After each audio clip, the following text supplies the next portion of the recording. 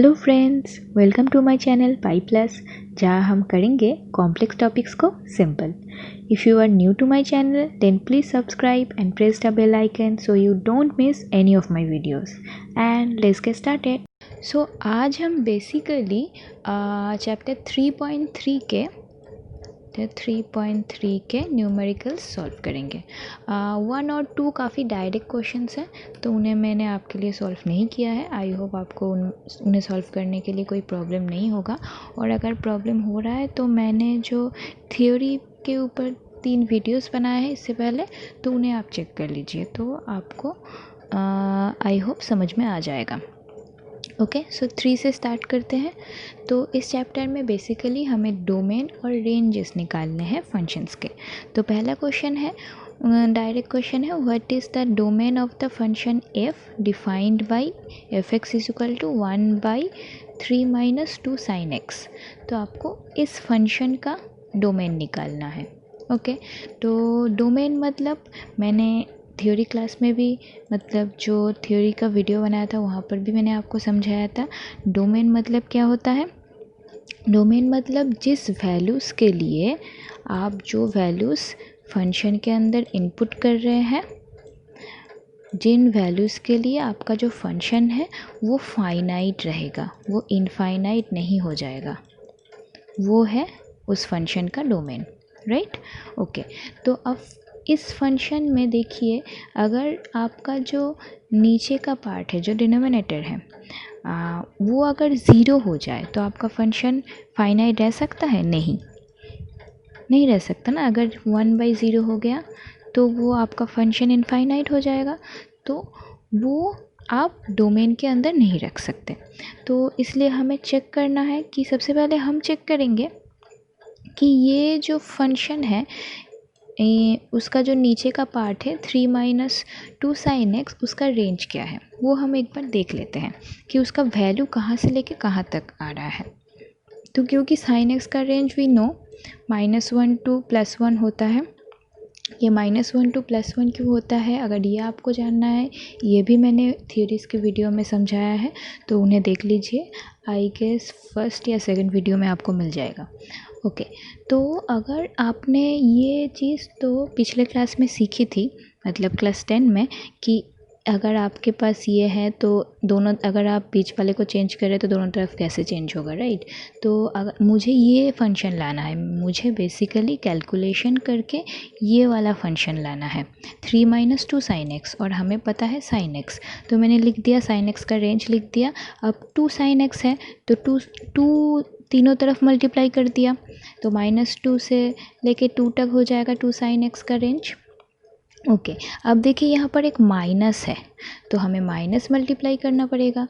तो अगर आप माइनस मल्टीप्लाई कर देंगे तो ये आपका +2 हो जाएगा, ये हो जाएगा -2 sin x, ये हो जाएगा -2। और एक चेंज होगा, और एक चेंज क्या होगा आपको पता है? अगर आप माइनस से मल्टीप्लाई कर रहे हैं तो फिर क्या होता है, ये जो साइंस है वो चेंज हो जाते हैं, राइट? ओके, तो यहाँ पर जो लेस देन साइन था वो ग्रेटर देन साइन हो गया, यहाँ पर ये जो लेस देन साइन था ये ग्रेटर देन साइन हो गया। ओके, नेक्स्ट थिंग है, आपको 3 इसके साथ -2 sin x के साथ 3 प्लस करना है, तो मैंने तीनों तरफ 3 प्लस कर दिए, तो 3 + 2 3 - 2 sin x, 3 - 2 तीनों तरफ +3 कर दिया। तो आपको रेंज क्या मिल गया? इस चीज़ का रेंज मतलब इस चीज़ का वैल्यू 5 से लेके 1 तक है। ओके, तो 5 से लेके अगर 1 तक है तो फिर इसका वैल्यू 0 हो सकता है? 3 - 2 sin x का नहीं, क्योंकि इसका मिनिमम वैल्यू तो 1 है और मैक्सिमम वैल्यू 5 है, तो इसका वैल्यू 0 नहीं आएगा। तो आपको अभी समझ में आया क्यों हमने रेंज निकाला? डोमेन पूछा है पर हम रेंज क्यों निकाल रहे? क्योंकि हमें पता करना है कि इसका वैल्यू कहाँ तक हो सकता है। तो for domain F x must be real, it will be infinite for 3 - 2 sin x is equal to 0, but 3 - 2 sin x greater than is equal to 1. So which is true for all x belongs to r। r मतलब सारे real number के लिए, तो सारे real number के लिए, x के सारे रियल वैल्यूज़ के लिए ये कंडीशन सेटिस्फाई हो रहा है, तो आपका जो डोमेन है गिवन फंक्शन का वो हो जाएगा ऑल रियल नंबर्स मतलब r। ओके, नेक्स्ट क्वेश्चन पे जाते हैं। नेक्स्ट क्वेश्चन है, रुकिए एक सेकेंड, इसे नीचे कर दो।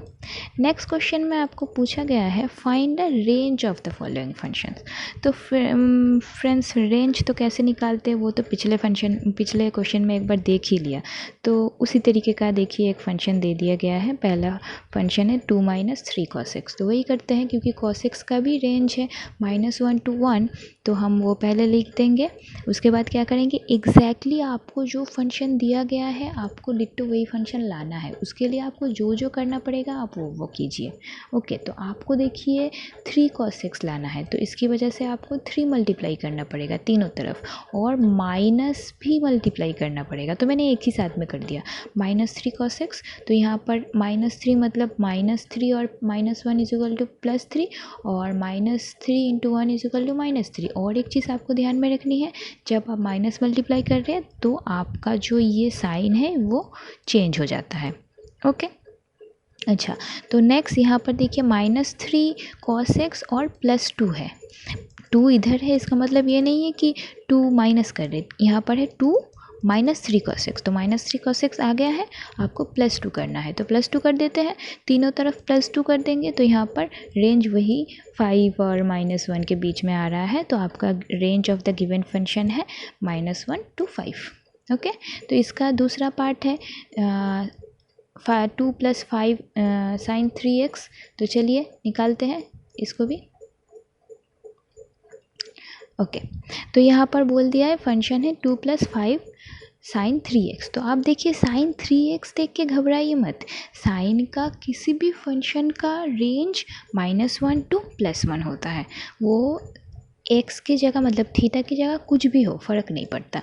तो ये -1 to +1 ही होगा, और क्योंकि 5 है तो इसलिए आपको तीनों तरफ 5 मल्टीप्लाई करना है। तो ये -5 to +5 हो गया। यहाँ पर क्योंकि माइनस नहीं है तो साइन चेंज होने की कोई बात नहीं है, और +2 कर दीजिए। तो अगर आप +2 कर देंगे तीनों तरफ तो ये आ जाएगा -3 to +7। ओके, नेक्स्ट क्वेश्चन है, ये क्वेश्चन काफ़ी इजी है। क्वेश्चन है which of the 6 trigonometric functions are positive for the angles. तो आपको 2 एंगल्स बोल दिए गए हैं और आपको बोलना है कि कौन से ट्रिगोनोमेट्रिक फंक्शंस इन एंगल के लिए पॉजिटिव होंगे। ओके, अगर आपको ये कैसे करते हैं नहीं पता है तो आपको मैंने जो इन चैप्टर के ऊपर प्रीवियस वीडियो बनाए हैं आपको वो देखना पड़ेगा ज़रा सा, क्योंकि यहाँ पर उतने डिटेल में तो मैं समझा नहीं सकती। मैं बस याद दिला देती हूँ क्या था, क्यों ऐसा हो रहा है। ये अगर आपको जानना है तो आपको वो वीडियोस देखने पड़ेंगे। ओके, अच्छा, तो हमने जैसा सीखा था कि first quadrant, second quadrant, third quadrant और फोर्थ क्वाड्रेंट। फर्स्ट क्वाड्रेंट पे सारे फंक्शंस पॉजिटिव होते हैं, all sine tan cos, right. तो अब हमें बस ये चेक करना है कि ये जो एंगल्स है ये कौन से क्वाड्रेंट पे है।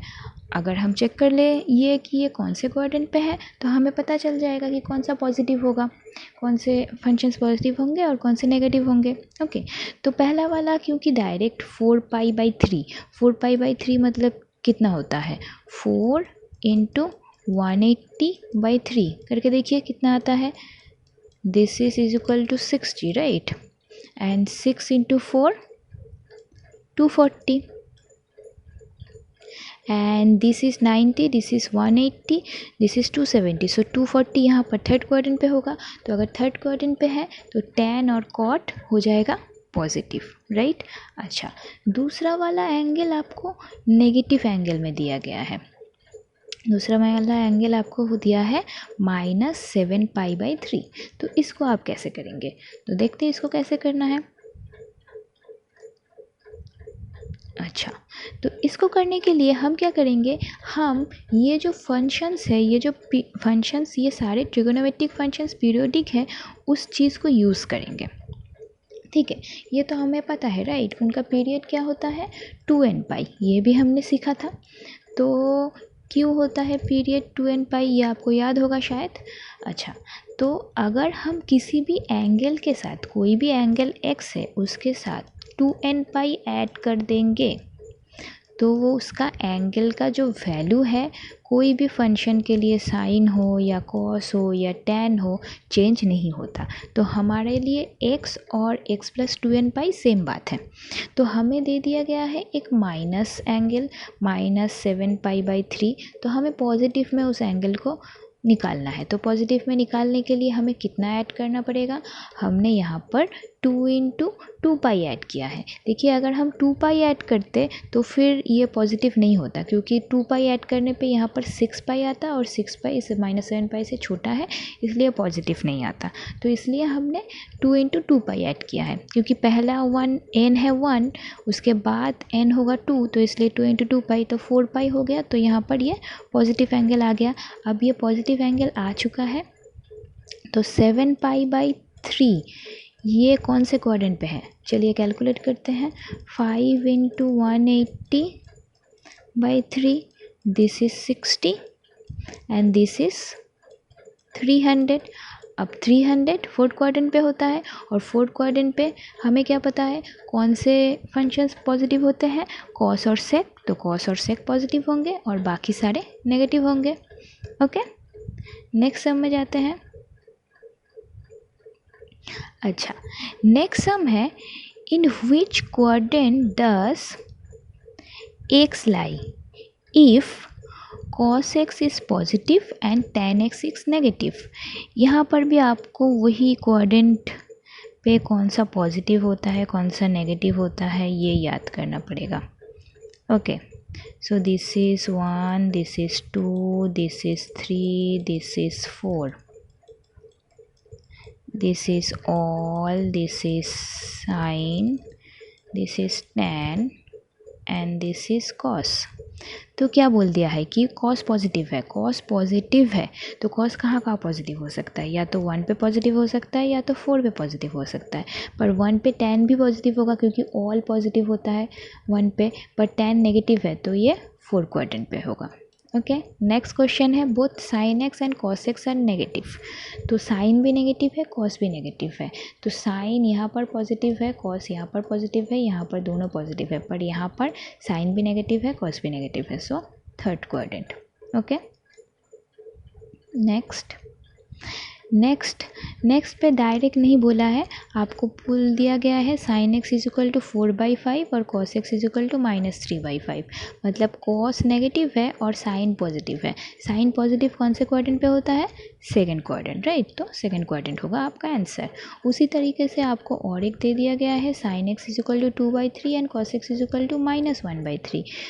पर देखिए यहाँ पर एक चीज़ आपको नोटिस करनी है, करने से पहले जल्दी से आप तो यहाँ इसको सेकंड क्वाड्रेंट लिख के चले आएंगे, पर आपका आंसर गलत हो जाएगा। क्यों? क्योंकि इस केस में देखिए आपका sine square X plus cos square X is equal to 1 हो रहा था, क्योंकि 4 स्क्वायर इज इक्वल टू 16 और 3 square is equal to 9। So 9 plus 16 is equal to 25 और नीचे 25 आएगा तो 1 हो रहा था। पर इस पे देखिए sine square plus cos square is equal to 1 नहीं हो रहा है।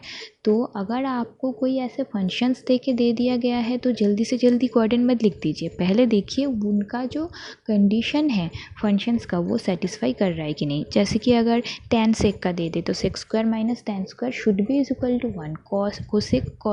कोसेक और कॉट का दे दे तो cosec square minus cot square should be is equal to 1। तभी आप ये सब चीज़ें लिख सकते हैं, अदरवाइज़ तो ये चीज़ हो ही नहीं सकती, राइट। ओके, सो ये होगा कि क्योंकि ये इक्वल टू 1 होता है तो it is not possible. Next question है, find the values of the following. तो आपको ये जो एंगल्स हैं उनके फंक्शंस के वैल्यूज़ फाइंड करना है। तो पिछले वीडियो में हमने ये अच्छे से सीखा था, याद है, राइट, कि अगर आपने देखा है तो कैसे हम किसी भी एंगल का वैल्यू निकाल सकते हैं।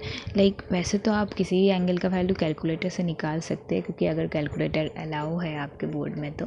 पर अगर कैलकुलेटर नहीं है फिर भी आप एक्चुअल में किसी भी एंगल का वैल्यू, अगर आपको 360 तक वैल्यूज़ आते हैं या 180 तक वैल्यूज़ आते हैं तो भी आप निकाल सकते हैं।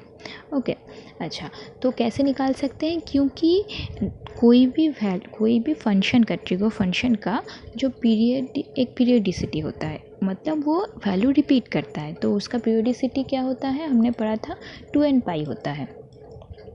तो हम किसी भी एंगल को ऐसा लिख सकते हैं, x is to 2n pi plus x, मतलब उसका वैल्यू जो होगा वो चेंज नहीं होगा। तो इस प्रॉपर्टी को यूज़ करके हम कोई भी एंगल का वैल्यू निकाल सकते हैं। तो यहाँ पर देखिए पहला वाला जो एंगल है that is tan 25 pi by 4। अब इस चीज़ को हमें एक नोन वैल्यू के फॉर्म में लिखना है, तो कैसे पता चलेगा आपको, मैं यहाँ पर और एक स्टेप कर देती हूँ। इसको मैं लिख सकती हूँ ना 24 पाई बाई 4, अच्छा यहाँ पर नहीं लिखती हूँ, रुकिए एक सेकंड। इसके बाद नेक्स्ट स्टेप होगा tan of 24 pi by 4 plus pi by 4। ये स्टेप उनके लिए नहीं है जिन्हें देख के ही समझ में आ रहा है कि किससे प्लस करना है, उनके लिए है जिन्हें देख के नहीं समझ में आ रहा है कि किससे प्लस करना है, पहले ही नहीं देख के समझ में आ रहा है कि इन्हें किस हिसाब से चेंज करें। तो आप इसे लिख सकते हैं 24 pi by 4 plus pi by 4। Okay, तो आपका 24 पाई बाई 4 क्या हो जाएगा, 6 पाई आ जाएगा, और प्लस पाई बाई 4 हो गया, क्योंकि पाई बाई 4 आपका नोन वैल्यू है, तो इसलिए आपको कोई प्रॉब्लम नहीं होने वाली है इससे। ओके, और यहाँ पर आपका ये जो 6 पाई है इसे हम लिख सकते हैं 3 इंटू 2 पाई, मतलब 2n पाई का n जो है वो 3 है, राइट। तो प्लस पाई बाई 4, तो ये क्या आ जाएगा 10 पाई बाई 4, और 10 पाई बाई 4 क्या होता है, 1 होता है। ओके, नेक्स्ट वाला देखते हैं। नेक्स्ट आपको साइन का निकालना है, और साइन 31 पाई बाई 3 उसी तरीके से करते हैं। 31 को हम लिख सकते हैं 30 पाई बाई 3 प्लस पाई बाई 3। देखिए मैंने ऐसे वैल्यू में इन्हें चेंज किया है ताकि ये न्यूमरेटर और डिनोमिनेटर कट के ये फ्रैक्शन में ना हो के नॉर्मल वैल्यू हो जाए। ओके, अगर यहाँ पर 3 की जगह 4 होता तो मैं 28 में चेंज करती, 30 में नहीं, क्योंकि 30 से मैं अगर 4 को कट करूँगी तो वो फ्रैक्शन तभी भी रहेगा, राइट, 30 से, हाँ रहेगा, फ्रैक्शन रहेगा, तो उस हिसाब से हम इसे चेंज कर रहे हैं। तो और 3 और 30 कट होके 10 आ जाता है, तो 10 पाई प्लस पाई बाई 3 ऐसे ही आपको दिया हुआ होगा ताकि आपका ये पार्ट फ्रैक्शन में ना रहे और ये पार्ट आपका नॉन वैल्यू में आए। ओके, सो ये आ जाएगा 5 इंटू 2 पाई इस चीज़ को, तो आपका जो n है वो है 5, तो सेटिस्फाई कर रहा है 2n पाई, तो ये हो जाएगा साइन पाई बाई 3, और साइन पाई बाई 3 का वैल्यू आपको पता है पहले से, that is √over of 3/2। Okay, next देखिए, नेक्स्ट वाला आपको समझ में आएगा कि आप सोच सकते हैं कि मैम क्या बोल रही है, कि कोई भी ऐसा थोड़ी ना होगा कि हमेशा प्लस में सेटिस्फाई। तो ऐसा एग्जाम्पल तो आपको मिल ही सकता है जहाँ पर 2n plus pi plus x के एक्स पे सेटिस्फाई नहीं कर रहा है, आपको माइनस करना पड़ रहा है। जैसे देखिए यहाँ पर ये जो है 5 पाई बाई 3, ठीक है, 5 पाई बाई 3 को आप किसी भी कंडीशन में प्लस समथिंग में नहीं लिख सकते। लाइक आप नहीं लिख सकते कि देखिए यहाँ पर ये 5 पाई बाई 3 है, इसे आप ऐसा लिख सकते हैं कि 6 पाई बाई 3 माइनस पाई बाई 3, ये तो आप लिख सकते हैं, इसमें कोई प्रॉब्लम नहीं है। पर यहाँ पर माइनस आ रहा है, तो हम ट्राई करते हैं कि इसे हम प्लस में लिख सकते हैं या नहीं। तो अगर हम इसे प्लस में लिखने की कोशिश करें तो हमें लिखना पड़ेगा 3 पाई by 3 plus 2 pi by 3। Now 2 pi by 3 का वैल्यू हमको नहीं पता है, वो 90 के अंदर नहीं आ रहा है, तो इसीलिए हम नहीं चाहते इस चीज़ को यूज़ करना। ओके, इस चीज़ को हम यूज़ करना नहीं चाहते हैं, पर हमें ऐसी चीज़ में ही इनको चेंज करना होगा ताकि यहाँ पर कोई फ्रैक्शन ना आए, क्योंकि 2n पाई पे n जो है वो इंटीजर है, तो इसीलिए हमें या तो 3 पाई में चेंज करना है या तो 6 पाई में चेंज करना पड़ेगा।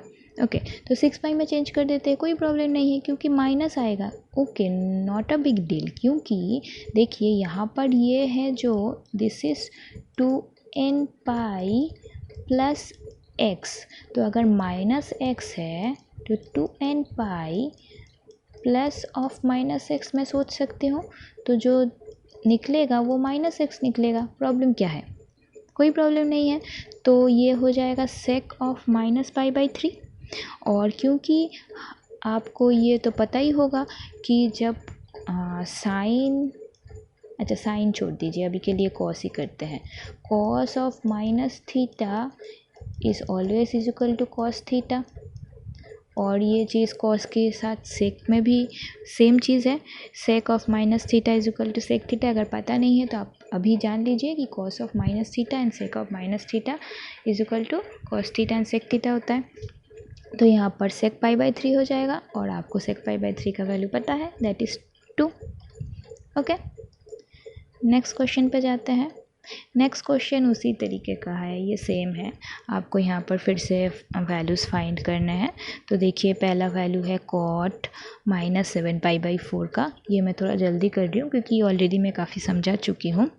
तो पहले आपको क्या करना है, इस चीज़ को ऐसे आपको नोन वैल्यूज़ में लिखना है, राइट। ये तो अब देखिए, क्योंकि यहाँ पर आपको -7 पाई बाई 4 बोल दिया गया है, तो हम इसे ऐसे लिख सकते हैं -8 पाई बाई 4, और -8 पाई बाई 4 से 7 पाई बाई 4 कैसे आएगा, प्लस अगर पाई बाई 4 आप करेंगे तो आपको मिल गया। ओके, तो दिस इज़ -2 पाई। ओके, तो -2 पाई प्लस पाई बाई 4। अब देखिए यहाँ पर एंगल पे अगर माइनस होता तो ये माइनस पे आता, पर यहाँ पर माइनस है। सो ये जो n है, n तो इंटीजर है, वो तो नेगेटिव भी हो सकता है, कोई प्रॉब्लम नहीं है। तो ये 2n पाई हो गया, और ये जो एंगल है वो ऐसा ही निकल आएगा। So cot pi by 4 is equal to 1। Okay, next है साइन -17 पाई बाई 3। ओके, 17 है तो उसे कैसे लिखना पड़ेगा, 18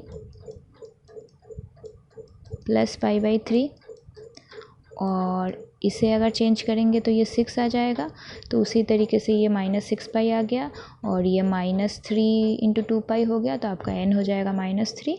तो एंगल आ गया पाई बाई 3, तो sine pi by 3 is equal to √3/2। 25 pi by 3 है, तो उसे आप 24 pi by 3 minus pi by 3 लिख सकते हैं। देखिए यहाँ पर ये माइनस है, तो आपका जो फाइनल रिज़ल्ट आएगा वो माइनस में आएगा, क्योंकि मैंने बोला था क्योंकि कॉस और सेक पे ही वो सिर्फ होता है कि minus theta is equal to theta हो जाता है, पर बाकी सारे फंक्शंस के लिए minus theta is equal to minus of that function होता है। साइन के लिए भी सेम, कोसेक के लिए भी सेम, इसीलिए यहाँ पर cosec of minus pi by 3 would be equal to minus cosec pi by 3। तो आपको मिल जाएगा -2/√3। ओके, नेक्स्ट क्वेश्चन पे जाते हैं। ये भी सेम है, आपको वैल्यूज़ निकालने हैं, बस वहाँ पर पाई से था, यहाँ पर पाई की जगह आपको 360 से इमेजिन करना है उस चीज़ को। ओके, तो 765 से सबसे नियरेस्ट नंबर कौन सा है जो 360 का मल्टीपल है, वो है 720। तो 720 प्लस 45, 720 को लिखेंगे हम 2 इंटू 360, ओके, प्लस 45, तो साइन 45 इज इक्वल टू 1/√2। उसी तरीके से यहाँ पर है 1395। आपको कोई भी नंबर देख के ये सोचना पड़ेगा कि 360 से नियरेस्ट नंबर पे ये प्लस होके आता है कि माइनस होके आता है। ओके, तो 360 के सबसे नियरेस्ट नंबर, मतलब 360 के मल्टीपल जो है वो सबसे कौन सा नियरेस्ट आ रहा है, 1440।